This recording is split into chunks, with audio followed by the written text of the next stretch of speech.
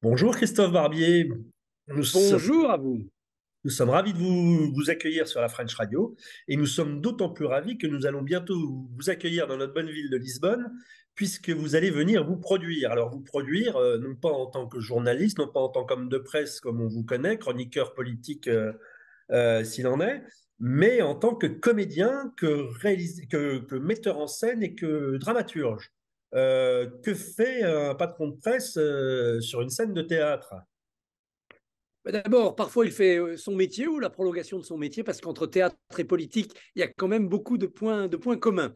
Et pas seulement quand on voit le théâtre parfois cocasse et grandiloquent de l'Assemblée nationale. Non, c'est aussi une passion ancienne pour moi. Ça fait bientôt 39 ans que je fais du théâtre scolaire, puis amateur, puis depuis une dizaine d'années avec des professionnels. Et cette passion m'a amené à écrire le dictionnaire amoureux du théâtre, avec tous les spectacles que j'avais pu voir dans ma vie de critique théâtre, parce que c'est d'abord comme journaliste de théâtre que j'ai approché ce milieu professionnel.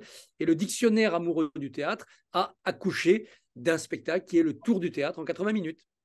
Donc ce spectacle, cette pièce de théâtre, le tour du théâtre en 80 minutes, c'est, si j'ai bien compris, ce qu'on appellerait aujourd'hui la voix off du comédien avant la représentation jusqu'au rappel, ce qu'il se passe dans sa tête au maquillage pendant la représentation, etc. etc. C'est donc une espèce de pièce de théâtre vécue de l'intérieur du comédien. Oui, c'est un voyage un peu chaotique parce que ça commence par le maquillage, par la préparation, puis après il y a l'attente, il y a le trac évidemment, les trois coups, le lever de rideau, tous les incidents qui arrivent en scène, les trous de mémoire, les incidents avec le public, et puis à la fin les applaudissements, les rappels, et puis ce deuil impossible quand une représentation est finie et qu'on attend la suivante. Avant de jouer, on se demande ce qu'on fait là et pourquoi on est assez fou pour monter sur scène, et après avoir joué, on n'a qu'une seule envie, c'est de recommencer. Mais j'ai aussi adjoint à cette réflexion, à ce voyage dans la tête du comédien, une deuxième partie où je raconte pourquoi et comment le théâtre et la politique sont des jumeaux depuis l'Antiquité, parce que les Grecs ont inventé en même temps le théâtre et la démocratie, jusqu'à aujourd'hui, en passant par des épisodes de l'histoire française où vraiment le théâtre a eu un rôle politique, que ce soit Molière avec Louis XIV, Talma qui donnait des leçons de diction à Napoléon, ou bien Victor Hugo annonçant la Révolution de 1830. Et donc, à part le futur proche qui est votre venue à Lisbonne, au Théâtre Villaret, le 17 avril, si ma mémoire est bonne, vous-même, vous allez plus sur une carrière de comédien ou vous continuez le journalisme politique? Est-ce que, est-ce Les que, deux. est-ce que c'est une passion ou est-ce que c'est une vocation un petit peu mise en sourdine pendant quelques décennies?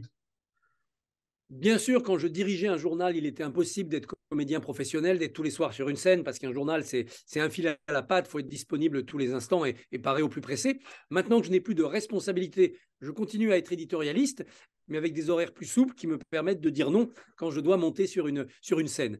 Pendant longtemps, j'ai été comédien amateur parce qu'on peut être comédien amateur et journaliste professionnel. On ne peut pas être comédien professionnel et journaliste amateur. Maintenant, j'ai la chance de faire les deux comme professionnel. On n'a qu'une seule vie, donc il faut en avoir plusieurs. Ce tour du théâtre, il est né de mon livre Le dictionnaire amoureux du théâtre.